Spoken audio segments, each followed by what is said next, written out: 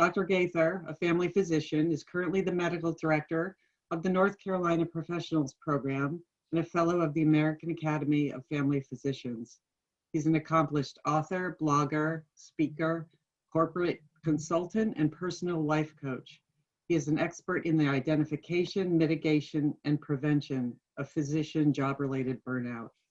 Dr. Gaither was named Family Physician of the Year in 2002 by the North Carolina Academy of Family Physicians, and more recently was honored by the governor and the state of North Carolina with the Order of the Longleaf Pine for meritorious service to the state and to citizens of Wayne County. Welcome, Dr. Gaither. We appreciate you joining us. Well, thank you so much. I appreciate this opportunity to share some of my experience with the concept of wellness. I trust you can see my slide presentation okay? Yeah, all set. So the purpose of this talk is to make you think. I want you to think about wellness and what it means for you. Most people in healthcare have heard this term. It gets bandied about quite a bit. But if I ask people, well, what does wellness mean, or what does it mean to you? Sometimes they have to search around for some sort of answer. So I want to talk a little bit about exactly what wellness is and how to achieve it. Now, if you weren't in some state of wellness in some fashion or form prior to the COVID-19 crisis, then you have probably suffered some for it. Truth is, somewhere around, well, actually over 50% of healthcare providers were reporting symptoms of burnout prior to the COVID-19 crisis. And of course, this crisis has served to amplify what was going on with some healthcare providers in terms of burnout. So as you will see, you cannot be well if you are burned out. And burnout is something that can be greatly and easily amplified in a healthcare crisis such as COVID-19. So let's explore this concept called wellness and see if we can tease out what impact the full scope of this thing we call wellness. We work a lot of hours. Most of you listening probably don't work just a 40-hour work week. In fact, most providers work 45, 50, 55, sometimes north of 60 hours a week, and that number can go up from there depending on what their call responsibilities are. So there's lots of long hours, and there's intense involvement. It's a high-stakes environment where we have to be on point much of the day. There are emotionally charged interactions. Patients will tell us amazing things, sometimes wonderful things about themselves and their lives, and sometimes we get to bear witness to some horrible things, tragedies in our patients' lives. I was in practice for perhaps maybe my second or third year when one day a mother in my practice came in, and she was all to pieces, and rightly so. Her husband had been killed that morning in an automobile accident, tragically. She said, "My 9-year-old daughter's in the car. I don't know how to tell her. Will you please help me?" You can't go through something like that if you've got an empathetic or sympathetic bone in your body and be unaffected by it. So every day there are these little emotional insults that we get in the emotionally charged environment of medicine. And over time, they do have an impact. And if your life is not in balance, if you don't have some way to offload those stressors, it can add up over time and bring you out of wellness if you were, in fact, in it in the first place. There's a lot of complex decision making. We make decisions all day long. Honestly, when I was in clinical medicine, after a long day at the office and I'd come home, I couldn't often decide what to eat for dinner because I had made so many decisions that day, making one more, even one as simple as what do I want to eat, it made that decision sometimes difficult. So there's lots of decision making. Ambiguous and frustrating solutions and outcomes. Patients will present us with problems that have never been seen before on planet Earth because everybody's different. Everybody has different morbidities and comorbidity or morbidities and comorbidities. They have different resources, different levels of education, different socioeconomic backgrounds. And so they will present you with a list of problems that has not been seen before. Sometimes they're very unique. Sometimes we don't know exactly how to help them solve those problems. And even when we come up with solutions, sometimes the outcomes are not what we would have wanted or what the patient wanted. And so it can be frustrating.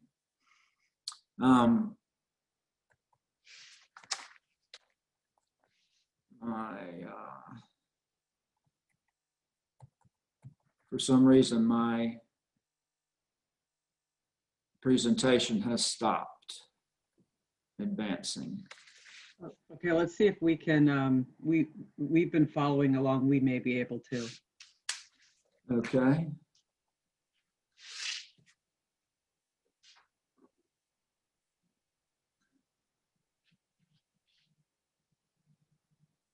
And just say advanced slide whenever need be. Okay, we'll go ahead and advance through several times. There's a requirement for constant giving of our time, of our knowledge, our empathy, our sympathy. And so we give. But a lot of times we're not really that good at receiving, even a compliment from patients. I remember one day I was in my office and a patient said, you know, I really want to thank you for that thing you did. You made me feel so much better. And I said something like, well, that's okay. That's my job. That's what I'm trained to do. And the person stopped me and said, you know what? You should really stop and accept my compliment because I really want to do that. I'm really appreciative of what you did for me. And that patient had a good point. A lot of times we should stop when a patient compliments us or thanks us for doing something, we should stop and take the time to hear it, because actually receiving that is an act of giving. This is something they want to give us, and so accepting it and receiving it is actually an act of giving. And so don't dismiss those opportunities to receive from patients and colleagues and co-workers and peers. So also medical work is a breeding ground for distress. Distress is toxic stress. There's good stress. That's the stress that keeps us on time, keeps us prepared, keeps us alert, vigilant. And then there's distress or toxic stress, and that's the unhealthy stress. And then the medical and work environment is conducive to burnout. Now, a lot of initiatives on surrounding stress and burnout have really treated them as if they were the same, and they're not. They're decidedly different. If you're burned out, I promise you, you're stressed, but you can be stressed without being burned out. And the approach to alleviating, eliminating, or mitigating those two items is completely different, and the approach should be different, but that's another talk for another time. Next slide, please. So the culture of medicine is almost inculcated into us in medical school, that you are the captain of the ship, you make all of the decisions, everything is your responsibility. Certainly the patients are our responsibility. And so over time, it almost becomes a lone eagle type culture. that gets inculcated into us in our training, either in medical school or residency. You can advance. There's a suck it up and get it done attitude that, you know, how many of you have come in and worked sick? Let me just ask you that. Just in your own head, you can answer the question in your own head. Have you ever come in and worked sick? You probably should have stayed at home, or there was a crisis in the family and you were suffering because of it, but you went in and worked anyway. That's the kind of culture that is not good in medicine. The resilience is something that is not taught but expected. Now, I promise you, if you made it through high school with good grades, and then you went to college and you worked hard and you made the dean's list and the best grades you could make in order to sit for the MCAT and get into medical school, and then you got into medical school, and we remember how grueling that was and how much material we had to master. And then you made it into the residency of your choosing, and that could have been 3 to 6+ years, depending on what specialty you went into. And if you made it through all of that, I promise you, you already brought resilience to the table. The problem is you can take a resilient, on fire, dedicated, passion and purpose-driven provider and drop them in a toxic work environment, and you will burn them out. You will whittle away at their resilience until they have none left. So it's expected for you to be resilient all of the time. And there's very little expectation in some work environments to improve the work environment so that the resilience of the workers is not whittled away. Part of the culture of medicine, which is particularly bad, is this asking for help is stigmatized, and it's not praised. Providers are terrible about asking for help. I'm not saying just with a difficult patient or a difficult patient encounter or a patient problem. We're good at asking for help about that. I'm talking about personal issues, problems with chemicals or alcohol, or mental health issues like depression or thoughts of suicide, self-destructive behaviors. We don't always raise our hand and say, look, I'm in over my head here, I need some help. And that needs to change. Still, in some circles, psychiatric issues are not considered real issues or real illnesses, which is unfortunate. And psychiatric diagnoses may interfere with job promotion. That's a big fear in a lot of people's minds. One study was done, and this is back in 2008, where medical boards were surveyed across the country, state medical boards, and 35 of them participated in the survey. 37% of them reported that the diagnosis of an addiction or psychiatric illness was sufficient grounds for adverse disciplinary action. And that's an archaic sentiment because addictions and psychiatric illnesses are treatable illnesses, just like diabetes or hypertension or heart disease or cancer.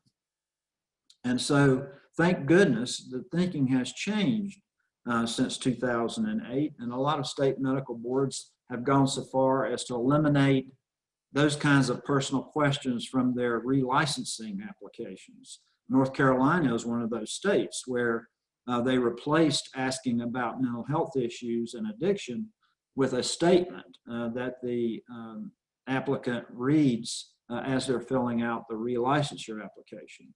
So the North Carolina Medical Board did not want those kinds of issues to be a barrier for providers seeking help. So we're fortunate in this state in that regard. So what is wellness? What does that mean? everyone should want to be well. I hope everyone listening wants to be in a state of wellness. But what's your concept of it? Is it the opposite of sick? Is it the presence of resilience or hardiness? Is it the opposite of burnout? Is it the absence of addiction or some other self-destructive behavior? Is it the achievement of Maslow's hierarchy of needs? Is it a life lived in balance? Or is it something more than that? So yes, wellness is the opposite of being sick. And when I say opposite of being sick, that does not mean that you cannot have a medical problem, and that eliminates the possibility of you achieving a state of wellness. Most medical problems that we deal with on a daily basis can be managed. So you may have a chronic medical problem, but that doesn't, like hypertension or diabetes, but that does not mean you can't live a normal life, and it doesn't mean you can't be well, the state of wellness. But overall, in general, yes, it's the absence of being sick or feeling sick. I've never met anyone who felt good in their head that felt bad in their body. And I've never met anybody who felt good in their body that felt bad in their head. So when one speaks of wellness, you want to be of sound mind and body. And that means that if you do have a medical problem that is being adequately cared for, or that you're doing everything that we ask our patients to do to take care of yourself, to achieve the best state of health that you can achieve for yourself. Taking excellent care of patients begins by taking excellent care of yourself.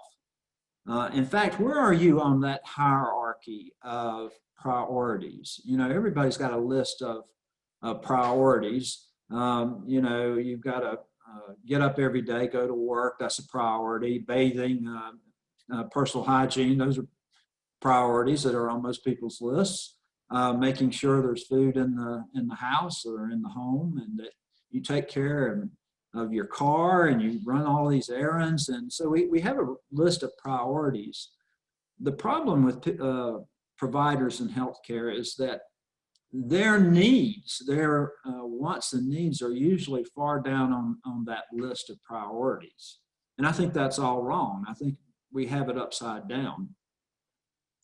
I think that you should move yourself up toward the top of the list. Because if you don't take care of yourself, how can you be the best doctor? How can you be the best leader in your community? How can you be the best spouse or the best father or mother or brother or sister, son or daughter? How can you be the best at what you do if you don't first take care of yourself? And that's not being selfish. That's self-interest, and there's a difference. Selfish is, I want what you have and I don't want to work for it.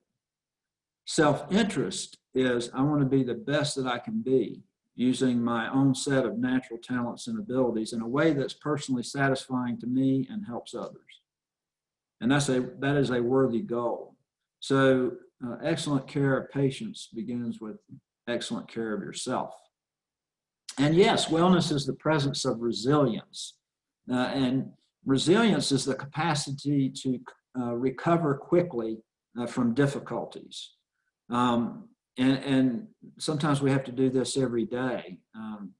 If you have to deliver bad news to a patient, or tell them that a loved one has passed away, or found out that you've misdiagnosed someone, or that you made a mistake, you have to have the capacity and grace to allow yourself to be human and to recover quickly, because there's always another patient waiting to be seen. And just because we had a bad day doesn't mean we should retreat into our shell. So this term we call resilience is the capacity to recover quickly from such difficulties, struggles, adversities, hardships, whatever you want to call them. As I've already stated, if you've made it this far in your medical career, you have already demonstrated that you have resilience or you have what it takes to be resilient. But it, like most things, is something that has to be continuously nurtured and maintained. Otherwise, it can suffer. Wellness is also the presence of hardiness. And what is hardiness? It's the ability to endure difficult conditions. Medicine's a difficult profession. There are moments during the day caring for patients that can bring great joy and happiness, but it's hard work. Like so many professions, it's not just medicine. I mean, there are so many professions. You go down a litany of professions where the work is very difficult.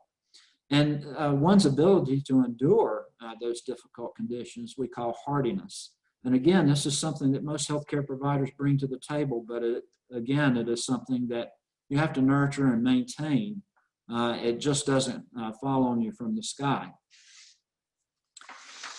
So let's go ahead and advance, please. So yes, wellness is the opposite of burnout.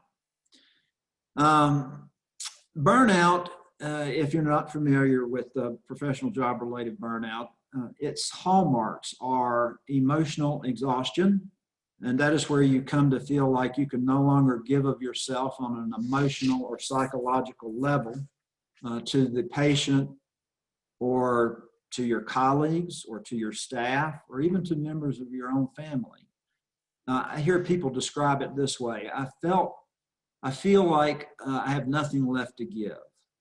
I've left it all out there. I'm just emotionally spent or exhausted. The second hallmark is depersonalization.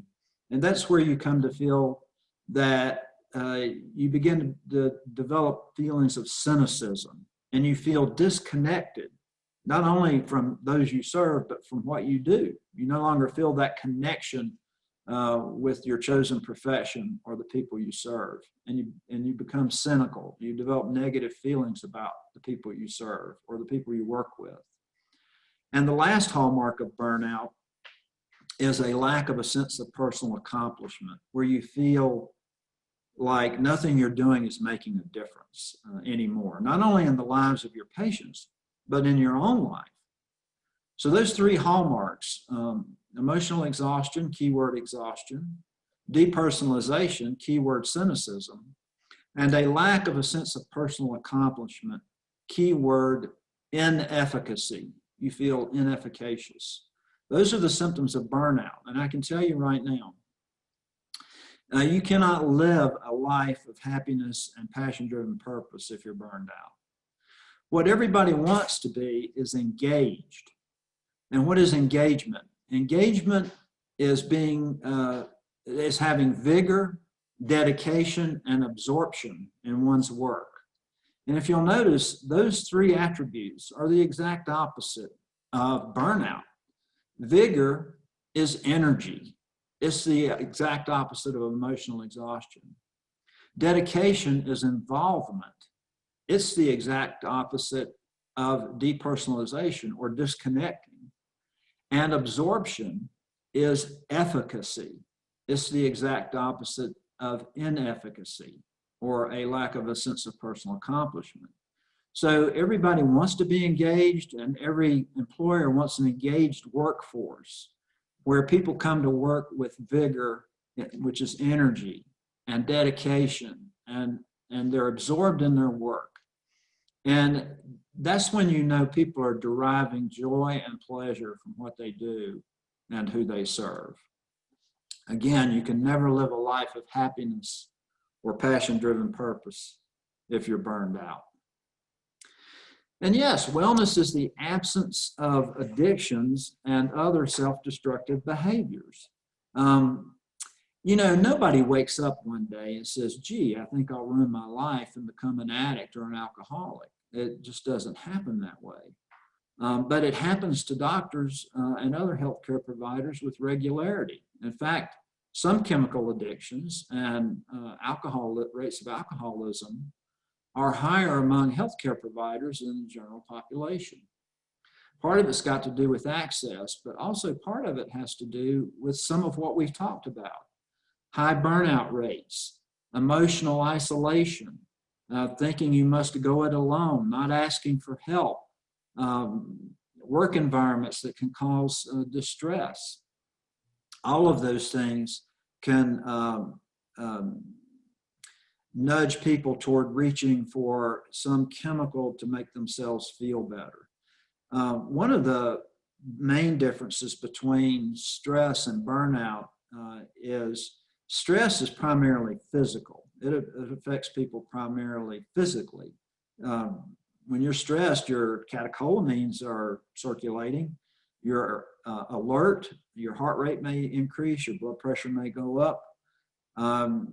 You may exhibit some hyperactivity because you're running around trying to stomp out fires and get things done. But those circulating catecholamines can cause actual physical damage. The problem with burnout is the damage is primarily emotional. And that's why there are higher rates of depression and suicide among people who are burned out versus people who are just overly stressed. And so a lot of times when providers burn out, they will act out. They will act out with drugs or alcohol or other self-destructive behaviors, just in an attempt to make themselves feel better. And if they use a substance or a behavior long enough, they can become addicted and they can start having negative consequences from their use or from those behaviors. And we see a lot of that at the North Carolina Professionals Health Program. Folks come in dismayed that they are at a point in their life where they've developed an alcohol addiction or addiction to chemicals. They think they could logic their way out of it, or that they had special knowledge that would protect them. And of course, none of that's true. And they usually don't ask for help when they get in over their head until things start coming apart in their life. And so the main message is you cannot, again, live a life of happiness or passion-driven purpose if you're addicted to something and you're suffering negative consequences as a result. So yes, wellness is the achievement of Maslow's hierarchy of needs. How many of you remember that pyramid from when you took a psychology course in college, or maybe even studied when you were studying psychiatry in medical school? Here you see the pyramid. We have needs and wants. This pyramid is basically a pyramid of needs. These are things that humans must have in order to not only survive, but thrive. And it starts with psychological needs at the very bottom, and then safety needs, and then belongingness and love needs, then esteem needs, on up to the very pinnacle, which is self-actualization. Now, a moment ago, I went over the hallmarks of burnout. We don't call them symptoms because it's really not a medical diagnosis. We call them hallmarks, but I went over the hallmarks. Those are not the underlying causes of burnout. The underlying causes of burnout, and by the way, 90% of professional job-related burnout is due to the work environment. Only 10% of the time does the provider burn themselves out. But 90% of the time, it's the work environment. And it occurs whenever there's a mismatch between what the person is being asked to do and their internal core values and their natural set of talents and abilities and their moral compass. If there's some conflict between someone's set of talents and abilities, their desires to help in a certain way, or their moral compass, and the job they're being asked to do, whenever there's conflict in all of that, it can put people at risk for burnout. And there are 6 major underlying causes, and I'll just go over them briefly. Work overload. See if any of these sound familiar. Work overload, lack of control, insufficient reward, breakdown of community, absence of fairness, and conflicting values. Now, if you could look at this pyramid and see how many of the items on this pyramid are affected by just what I went over. Work overload, lack of control, insufficient reward, breakdown of community, absence of fairness, and conflicting values. If all of those arenas, or even some of them, or just one of them, are being negatively impacted where you work, it can cause you to burn out. And in fact, we're seeing high rates of burnout in medicine, and in some specialties it's still climbing. And so the drivers of burnout really attack the items on this pyramid. So it's impossible to lead a life of happiness and passion-driven purpose if you're burned out. Sometimes it's incumbent upon us, if we cannot change our work environment, then we have to change work environments. Next slide, please. So yes, wellness is living a life in balance. We all have 4 realms that we really need to pay some attention to. You have your mental realm, your emotional, your physical, and your spiritual. Now, by and large, go ahead and back up to that last slide. By and large, healthcare providers are very good at nourishing their mental realm. I mean, we have to. There's so much information coming out at such a high pace that we really struggle sometimes to keep up with it all, but we must keep up with it. So we have to nourish our mental realm. We have to get continuing education. We have to sit for exams periodically, board exams. And so we have to nourish our mental realm.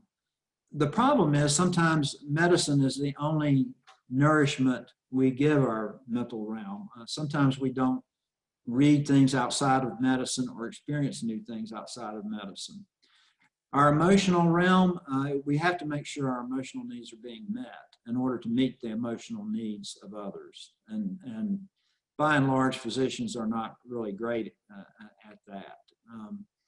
About half the providers out there should probably be seeing a therapist to discuss some of their issues, family of origin issues, or things going on at work or at home, to make sure that your emotional state is healthy so that you can help others. Also, there are many providers that are not very good at taking care of their physical health. There are providers that are too overweight. There are providers that do not exercise regularly. And it goes back to what I was saying a short moment ago. If you feel bad in your head, you're going to feel bad in your body. If you feel bad in your body, you're going to feel bad in your head. And it's hard to be the best you can be if either one is suffering or both. And so we need to do a better job, by and large, in general. Providers need to do a better job at physical exercise, taking care of their physical needs. And of course, there's the spiritual component. Now, spiritual does not necessarily mean religion. It can mean religion, but it doesn't have to mean religion. It can mean, do you feel connected to people? Do you feel connected to this world? Do you have a manifesto on life and living? Do you have a set of core values by which you live and make decisions with?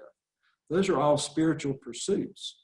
To me, getting alone in nature and hiking is a spiritual pursuit. It recharges me. It renews me.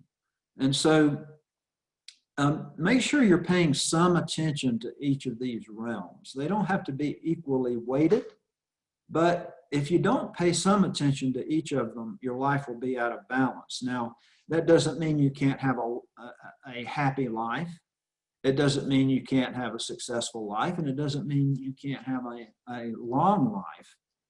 You just won't have the best life that you can have unless you nourish these 4 realms. You can go to the next slide, please. And yes, wellness is increasing self-awareness. A lot of times when providers come to see us at the NCPHP, they're terribly upset because their life is not working out the way that they had anticipated. And they come in and they emote quite a bit, and we let them. We let them talk about how they feel, and we spend a good amount of time listening. And then once they're done telling me how they feel, I feel like I've got a good handle on how they feel. I often look at them and say, okay, I think I understand how you feel. Now, what do you want? And a lot of times I get back a blank stare because people have been so wrapped up in how they feel, they really haven't stopped or taken the time to consider what it is they actually want from life. And so I'm going to ask you now, and again, you can answer this in your head. Are you where you want to be in your life right now? Has it turned out the way you thought that it would? If not, why not? If you're not where you want to be, where do you want to be? It's difficult sometimes to think about these weighty, heavy questions and answer them sufficiently to move you in the right direction. So that's why every year I recommend providers, anybody, take a few days, preferably a week, but at least 3 days.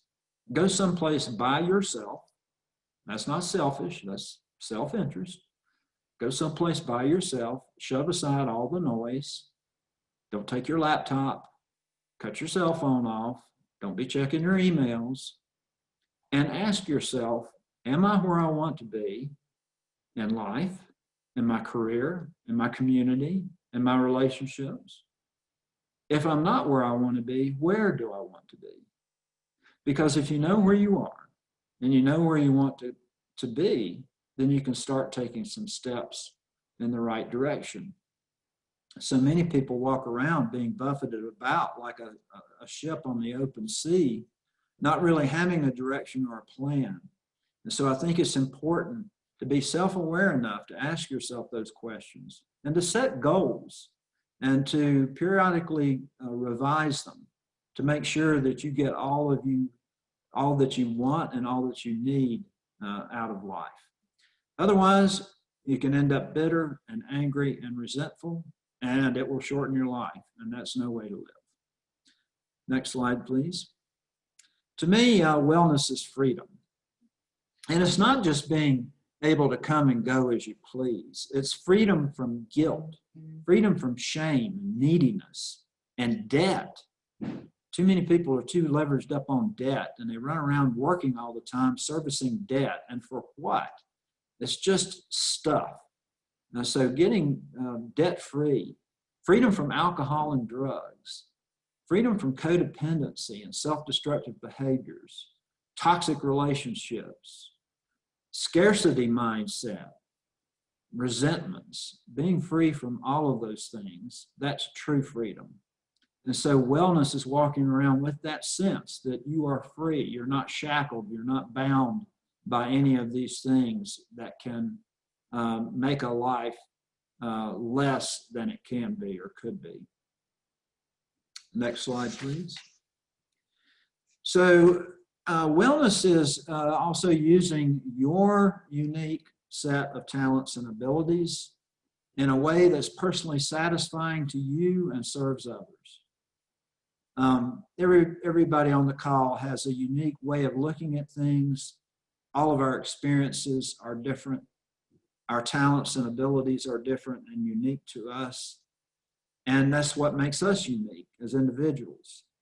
So being able to maximize that, being able to use that, being able to use your natural talents and abilities in a way that allows you to innovate and create can bring tremendous joy and happiness and satisfaction to one's life. So if you find yourself in a work environment where that's stifled, where you feel like you can't innovate or create, you can't expand beyond what you know and what you can do presently, that may be not the best place for you to stay.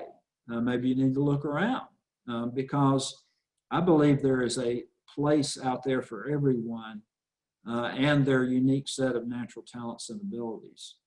And so look for those opportunities. don't just put your head down and grind away in a job you detest or a work environment that you hate.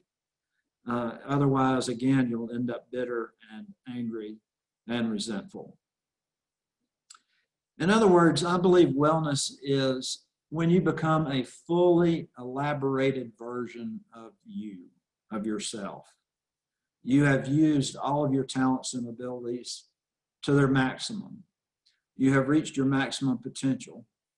And you keep looking for new things to do, new opportunities, new things to get you jazzed up, new interests and activities. My longtime mentor told me a long time ago, he said, try to do something you've never done before every week. Every week, do something you've never done before. And I took that advice, and I can tell you that it has given me a new perspective and a new appreciation of this world in which we live. There's a lot out there besides medicine, and experiencing it actually helps you in your chosen career of medicine. So when you become that fully elaborated version of yourself, I would say at that point, you have achieved this thing we call wellness. Now, wellness doesn't just happen. It is a learned behavior. It's a habit. It's a lifestyle. You know, we're not born with our allergies. We develop them, right? We're also not born with bad habits. We develop them. And because they're learned behaviors, we can unlearn them. And we can learn new, better, more adaptive and healthy behaviors. We can adopt those. It's a matter of choice. Frankly and disappointingly, most people are not willing to put in the work to do it. You almost have to do what you don't feel like doing until you feel like doing it. When I started running, I hated it. I hated running. But I knew it was good for me. I should do it. I needed some cardiovascular exercise. I started running when I was 46. So I waited a while. But once I started, it got easier with time. And now I feel bad if I don't run. And so you've got to do what you don't feel like doing until you feel like doing it. It takes time and energy to develop a lifestyle of wellness. It's an energy requiring process. It has to be nurtured and fed, and you have to maintain it over time. It's not a one and done. You don't achieve wellness and then slack off. You still have to pay attention to those 4 realms. You still have to avoid the trap of burnout or working in a toxic work environment. You have to take care of yourself and make sure that your needs are being met. And also it'll present differently at different seasons of your life. I don't expect to run now at my age as fast as I ran when I was 30, but I do expect to run as long as I can, because one day I know I won't be able to. And so things do change with time, but that doesn't mean you give up on wellness. It just means you have to adjust and keep moving forward. Next slide, please. So it means, eating right. How many of you skip meals? How many of you skip lunch or breakfast because you're always in a hurry, or there's always another patient to see, so you don't take the time to nourish yourself, or to take fluids, or even to go to the bathroom? I've heard some people say, I haven't gone to the bathroom all day. I said, why? Because I'm so busy. That's not a healthy behavior. That's just not normal. So eating right, getting regular exercise, getting adequate rest. Most healthcare providers walk around in a state of exhaustion because not only are they feverishly working many long hours, but they don't get adequate rest or sleep at night. Learn new things, engaging in adequate play. We need to take time off. We need to take real vacations, not CME vacations where your family's off playing somewhere while you sit in a lecture hall so you can take the whole affair off on your taxes. That's not what I call vacationing. That's also work. Getting off and playing with your family, or getting off and doing something you enjoy, fostering healthy relationship, developing varied interests, trying new experiences, connecting with the natural world and everyone in it, or as many people as you can, making those personal connections that help support you in times of need. In other words, try doing all of those things we ask our patients to do. This list should look familiar because we ask our patients to do these things all of the time. And yet, how short do we sometimes fall of doing this, running this list ourselves? Next slide, please. So one last time, taking excellent care of patients begins with taking excellent care of yourself. So I want you to reflect back on what the information I've shared with you. There are probably other definitions of wellness that it might apply to you that does not apply to someone else. Make your own list. But I think it's something that we could all probably do a better job at. And the reason is nobody expected this COVID challenge to pop up, and yet there it is. We're still dealing with it.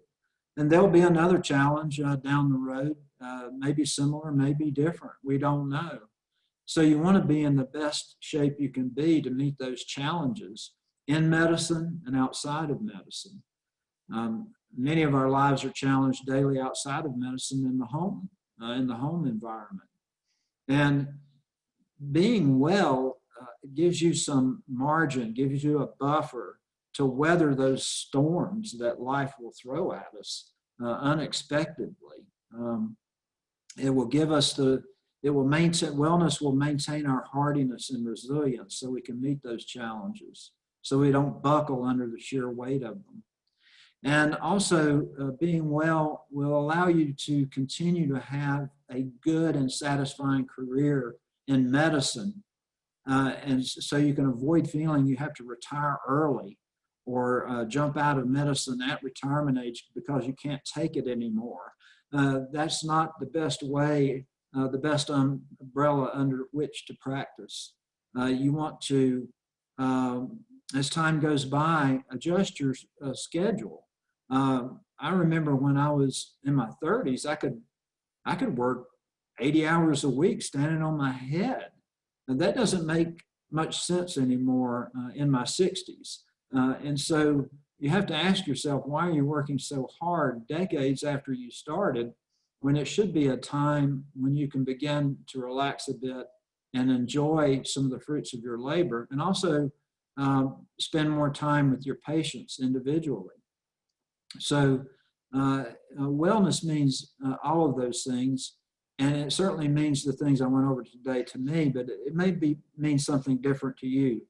The challenge is to begin to think about it and see what you can do in your own life, what changes you can make that are positive, that will lead you more toward wellness and away from things like burnout and toxic stress. So that concludes my presentation. I will now ask, this is our website, the physicians, or rather, it used to be the North Carolina Physicians Health Program. Now it's the North Carolina Professionals Health Program, because not only do we see MDs, DOs, PAs, we also see veterinarians, vet techs, pharmacists, and pharm techs. And so we see all those folks. But we have a website and we have a blog where I post write-ups about burnout and other issues facing providers. Check it out, and there's our contact information. And by the way, if you want a repeat of this talk, or a talk on MCPHP, or a talk on burnout, you can certainly contact us for a talk for your provider group, your quarterly medical staff meeting, or your county medical society meeting. We do these talks all the time, and we don't charge for them. So we just want to help providers do what they do best, which is taking care of patients. So I would ask, are there any questions? If anybody would like to ask a question, I will be happy to try and answer it. I don't see any questions in the chat box, just several comments about how helpful this was. Oh, good. Awesome. And if anybody wants this slide deck, you can certainly contact me or Pollen or Sarah, and they can share it.